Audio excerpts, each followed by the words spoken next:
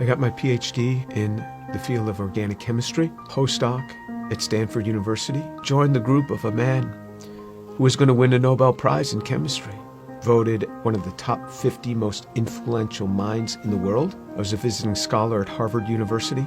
I've spoken at every major university in this country, have over 650 research publications, voted the R&D magazine Scientist of the Year. I'm in the National Academy of Inventors. I'm a member of the American Association for the Advancement of Science, over 120 patents, started 7 or 8 companies. We work in areas that range from medicine to material science to electronics, computer memory, medical devices. We work across a broad range of areas.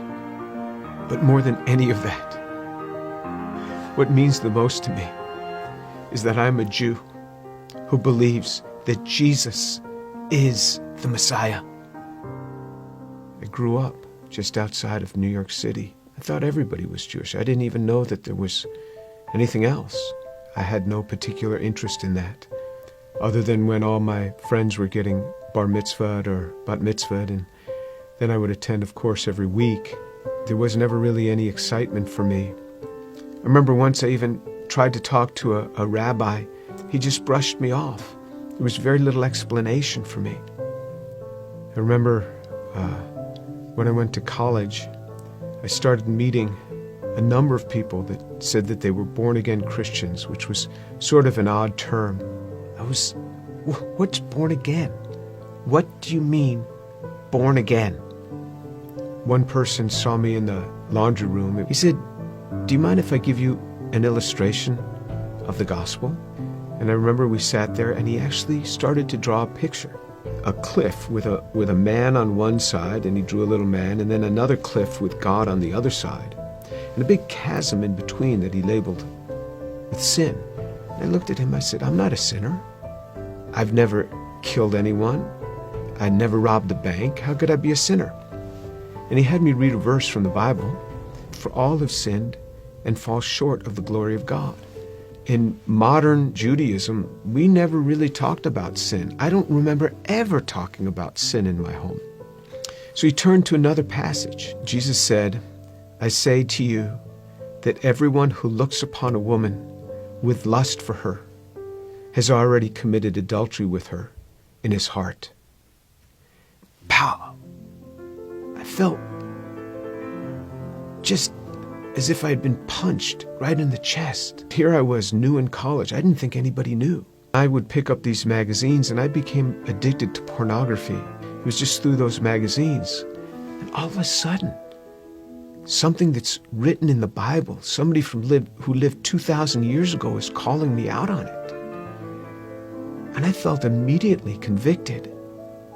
And that now I realized I was a sinner. When I read in the scriptures what sin is, then I knew I was a sinner. How am I going to get to God? We Jews know this better than anyone else. Without the shedding of blood, there is no forgiveness of sin. This description in Isaiah 53 of how he will bear upon himself my sin, the things that I had done, and this was him. This was the man that took this upon himself on the cross. The perfect God comes and gives himself for us. He is the one that gives himself for us. I started to realize how Jewish the New Testament is. This book is so Jewish. The New Testament is so Jewish. It's all around Jewish people. And then on November 7th, 1977, I was all alone in my room. The realization that Yeshua is the one who died on the cross. And I said, "Lord, I am a sinner. Please forgive me. Come into my life." And then all of a sudden, someone was in my room. And I opened my eyes. I was on my knees. I opened my eyes. Who's in my room? That man, Jesus Christ, stood in my room. This amazing sense of God. Jesus was in my room and I wasn't scared. All I started doing was just weeping. The presence was so glorious because he was there in my room on that day. And I didn't want to get up. And this amazing sense of forgiveness just started to come upon me. That was him. Finally, I got up. I didn't know what to do. I didn't know who to tell. Here's this Jewish kid from New York City. What am I going to say? My cousins were shocked. How could you do that? You're Jewish. Telling my mother how I had invited Jesus into my life. She didn't say much. She was weeping. She told my father they weren't happy at all.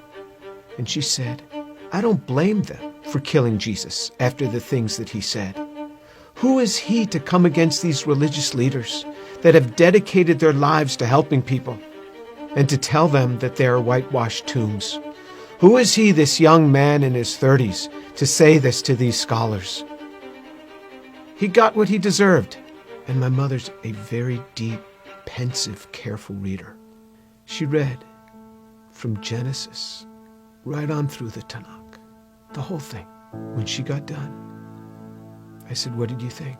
She said, God warned us over and over again. He warned us. When my daughter was about 15, my mother and father came to visit us.